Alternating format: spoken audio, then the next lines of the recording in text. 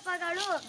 ಅಂಡಮಾನ್ ನಿಕೋಬಾರ್ ದ್ವೀಪಗಳು ಬಂಗಾಳ ಕೊಲ್ಲಿಯಿರುವ ಭಾರತದ ಕೇಂದ್ರಾಡಳಿತ ಪ್ರದೇಶವಾಗಿದ್ದು, ಅಂಡಮಾನ್ ಮತ್ತು ನಿಕೋಬಾರ್ ಎಂದು ಎರಡು ಮುಖ್ಯ ಗುಂಪುಗಳಾಗಿ ವಿಂಗಡಿಸಲಾಗಿದೆ.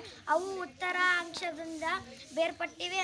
ಅಂಡಮಾನ್ ದ್ವೀಪಗಳು ಉತ್ತರಕ್ಕಿದ್ದು ಜ್ವಾಲಾಮುಖಿಗಳಿಂದ ಕೂಡಿದೆ ಮತ್ತು ದಕ್ಷಿಣದಲ್ಲಿರುವ ನಿಕೋಬಾರ್ ದ್ವೀಪಗಳು ತಮ್ಮ ನೈಸರ್ಗಿಕ ಸೌಂದರ್ಯ, ಸ್ವಚ್ಛ ನೀರು, ಬಿಳಿ ಮರಳಿನ ಕಡಲತೀರಗಳು, ದಟ್ಟವಾದ ಅರಣ್ಯಗಳು ಮತ್ತು ವೈವಿಧ್ಯಮಯ ಬುಡಕಟ್ಟು ಜನಾಂಗಗಳಿಗೆ ಹೆಸರುವಾಸಿಯಾಗಿದೆ.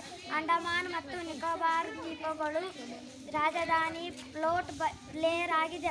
ಆದರೆ ಸೆಪ್ಟೆಂಬರ್ 2024ರಲ್ಲಿ ಭಾರತ ಸರ್ಕಾರವು ಈ ನಗರವನ್ನು ವಸಾಹತುಶಾಹಿ ಮುದ್ರೆಗಳಿಂದ ಮುಕ್ತಗೊಳಿಸಲು ಶ್ರೀ ವಿಜಯಪುರಂ ಎಂದು ಮರು ನಾಮಕರಣ ಮಾಡಲು ನಿರ್ಧರಿಸಿದೆ.